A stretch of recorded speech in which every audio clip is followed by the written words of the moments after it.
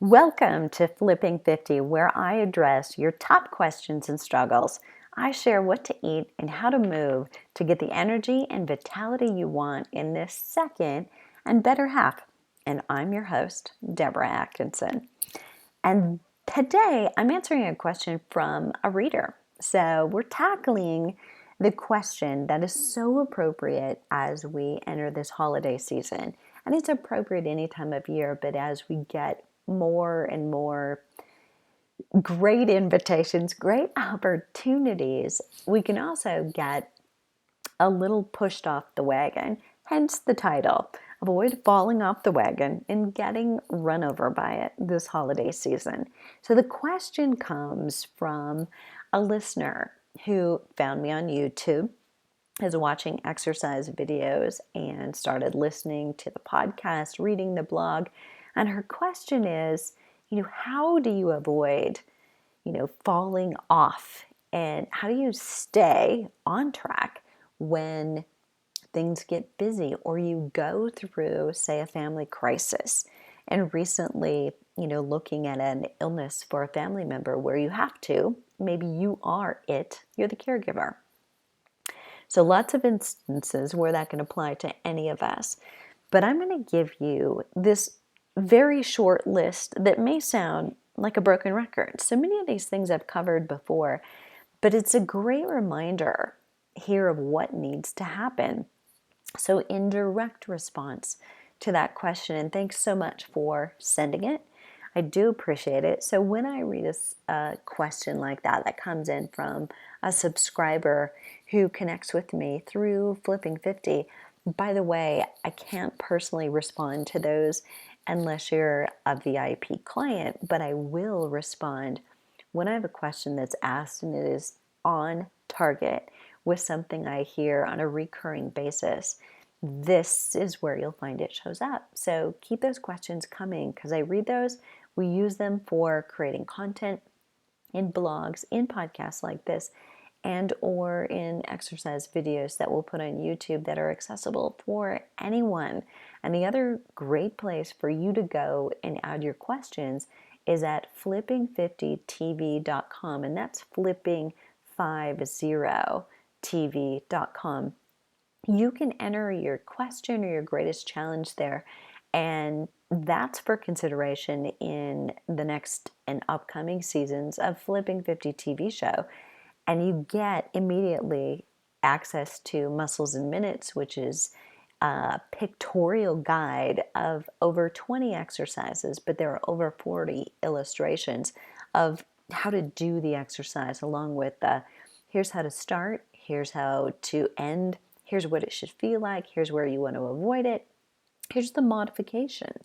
So you get lots of support, and there's a special little section in there about how to deal with cellulite, which is something that happens with thinning skin as we get a little bit older, and that fat that was always there is now a little bit more prominent. So if that interests you, flipping50tv.com is another great place to add your question. And if we can't use your question for the show, we do save them for content in places like this. So let's dive right in. So how do you avoid falling off the wagon and getting run over by it this holiday season? Number one, get 3 plans for every workout. Whether you're talking about your cardio, your strength training, you want to do yoga, whatever your jam is, and most of us, all of us, I would argue, need to do something in each one of those areas. We have a heart, we have muscles, we have bones, and we need adequate mobility. We need adequate strength, and we need some cardiovascular work that causes us to get breathless in order to work all of those parts.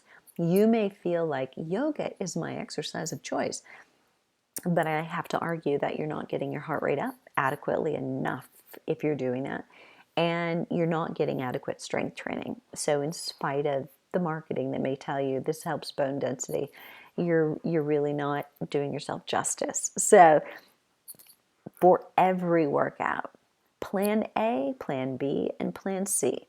So let's talk about them. Plan A, that's your game on, making the time, I'm doing the full workout.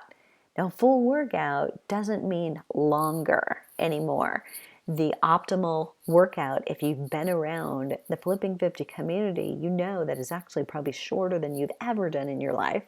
It's at the right time of day and the right type of exercise that really matter for hormone balancing. And that may not be about calories burned. It may not be about duration. And in some cases, it's not even about intensity.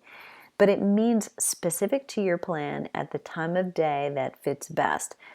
My personal plan A is mid-morning workouts following, a few hours of my most creative workflow. I love to get up in the morning, be up for a little while, yes, sucking down a little coffee, and then kind of do my best creative work because my brain in that hypnotic state, yours too, that happens right after you wake. It's there for about an hour, but mine, my best flow probably happens for about 2 hours, 2.5. And then my attention span starts to go. You probably related to hunger a little bit, and I'm definitely kind of a little more anxious, start to look around, and it's time to get up and take a break. So if you try to discipline your way through that, you actually don't work better. And that's a little bit of a problem with the American way of working, 8 to 5, and thinking if you're sitting at your desk, you're productive. It really doesn't work that way. That's an entirely other podcast. So I'll do this. I'll work those couple of hours. I'm almost ready for a break right now, by the way. So it's about 7:15 in the morning. I've been up since about 4:30, and that was thanks to my dog, not to my alarm. And actually, I was kind of partially awake. So he probed me the rest of the way awake. But I'm ready for a break, and that's, a swim, a bike, or a run. That's going to be probably 30 to 60 minutes, depending on the intensity. And I plan that. It's not by accident. So there may be a longer, lighter day. There may be this is short and it's going to be intense. And, that's the balance for the hormones. But what happens when I can't do that? Plan B is your second best workout. So let's say you're traveling or you're up early, and here you go. So I'm up early writing this and doing a little content and actually recording this podcast because I'm traveling later today. So I've got things on my calendar like, why do I leave this to the last minute? Do you do this? So I'm out of dog food. I have to take the dog to get boarded before I drive to the airport.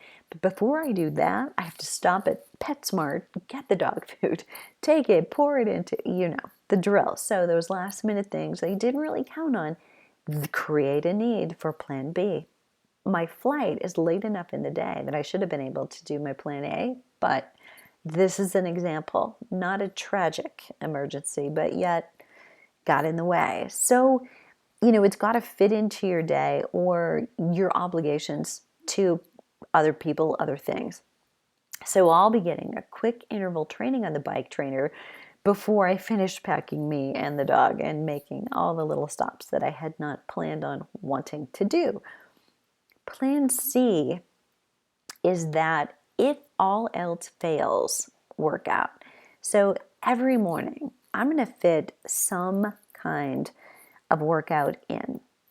Tomorrow morning, being day one of a conference, and there's an early morning, here's a meet and greet and the breakfast. And, it's not all about the breakfast, but it's definitely about mingling with some of the 30, 35 people who will be in attendance that I have not met yet, that I want to interact with. So my workout may be super early in the morning in a hotel room doing boxing instead of the Bayside run that I'd really like to do. Mountain girl being at the beach wants to be at the beach, but that probably isn't going to happen tomorrow morning.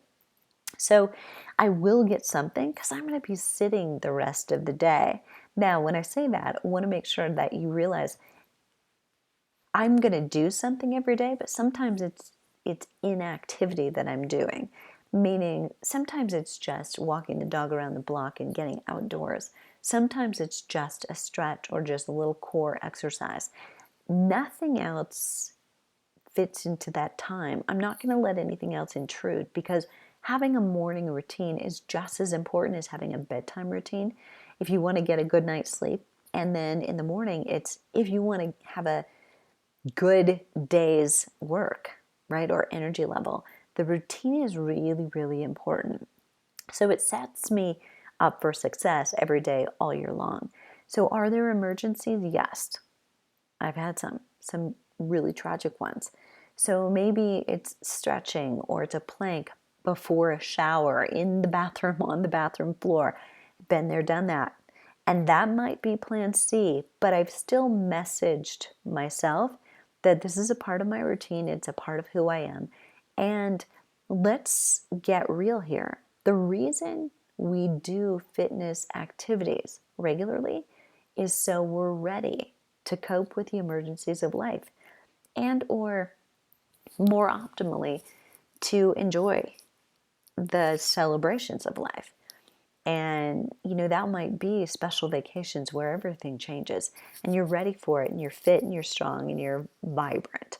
That's why you exercise, not to get good at exercise in the gym. You do it to get good at life. And when those emergencies happen, that's life. You're just ready for them. So if you can think about that, it's not as if you're falling off the bandwagon when you don't do something, unless you've lied to yourself. So I'm going to drop a bomb right here before we go on to number 2, and that is keeping your promise to yourself is something that only you know if you're doing that or you're faking. So it's really important that if you've said, here's what I'm going to do, that you do it, because you ultimately are the one that you're disappointing. It's not for anyone else. And I work with a lot of people in a coaching situation. CEOs, administrators, professors, lawyers, women who are top notch at the top of their game and the top of their careers.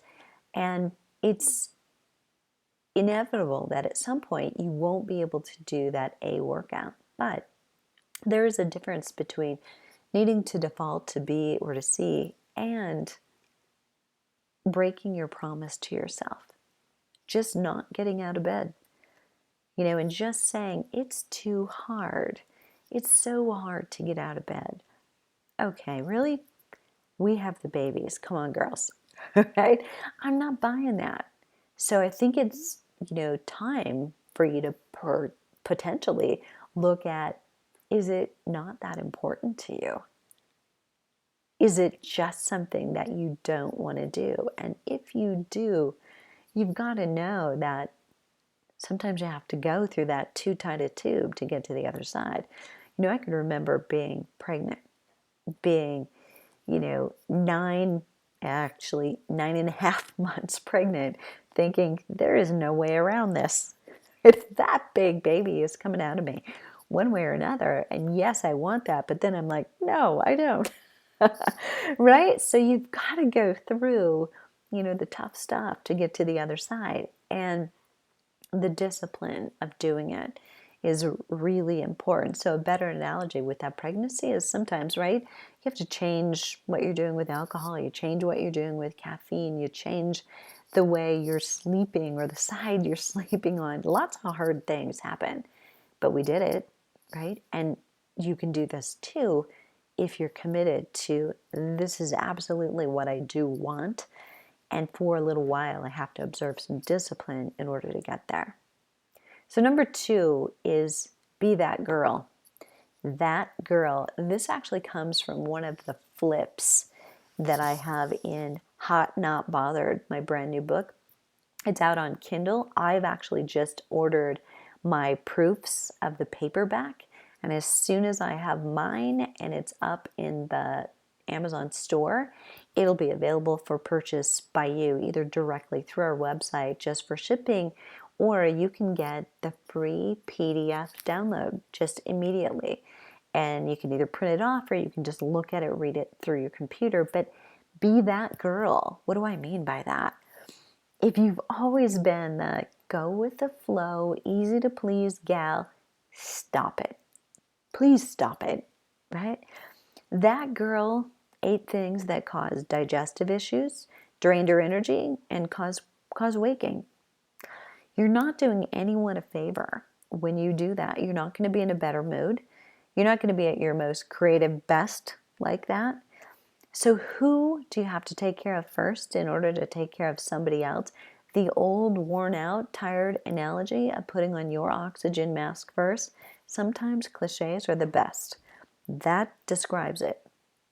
If you were diabetic, if you had heart trouble, or you have celiac disease, and you may be listening and know that you do, and you could not stomach something, no one would question it, and you would not sacrifice your health or risk something that you're going to regret, or maybe that's going to ruin your day or your conference or your vacation to do that, to go with the flow.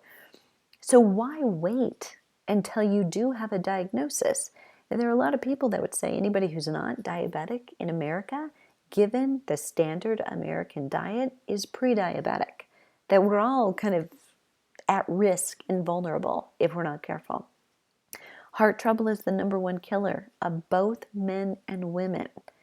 And celiac disease is probably something that many of us don't have, but we may have sensitivity to gluten that makes us drained of energy and have gas, bloating, digestive issues, and potentially weight loss resistance problems. You're doing everything right, but you just can't lose weight, and you really don't feel good. That may be a sign that something you're eating is not working for you, and you don't have to be diagnosed. A test may or may not come back showing that you have a problem or you have abnormal results, but how you feel never lies. And that goes for thyroid, that goes for anything that you might be experiencing. So you've got to really look at, what's it worth to you? So let's say you're a caregiver or you're a busy CEO traveling frequently. Don't you have to be at your best to take care of someone else? And do we think this? That it doesn't really matter, that this is more important that you be there. So it doesn't really matter what you eat.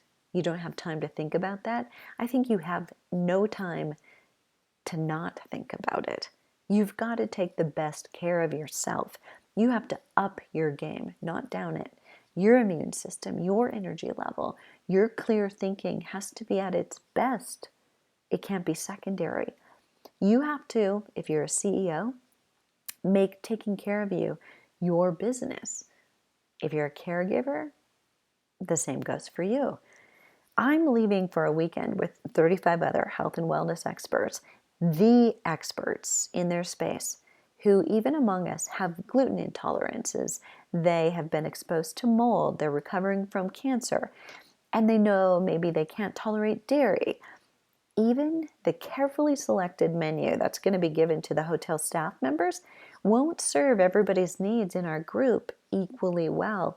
50% of those people who are in attendance are going to probably bring their own food, those who are driving in, or they'll stop at a grocery store as they Uber in. It is just a part of their routine because they know what a difference it makes. And sometimes you look, and maybe you and I look at celebrities and we think, oh, it's got to be so easy for them. They've got a personal chef, they've got a personal trainer. But the reality is, we all have to do the work. We can all blow it, whether there's a personal chef or not. And, it's really important that you simply make the choice and realize it's not any easier or any harder for anyone else. And so my question is this elephant in the room that you might be thinking, are they anal? And, are they different than you? And the question is answered by, a no, other than they've said enough, right? They're not going to tolerate feeling badly anymore. They're sick and tired of being sick and tired. So they're saying, I'm taking care of myself because it's the only way I'll have the energy to do what I need to do. For them, that might be taking a bigger message out to the world, that there's a different way to serve you and to serve the population with better medical, with better wellness and fitness approaches that are about prevention instead of about treatment after we've been diagnosed. Number 3 is take responsibility.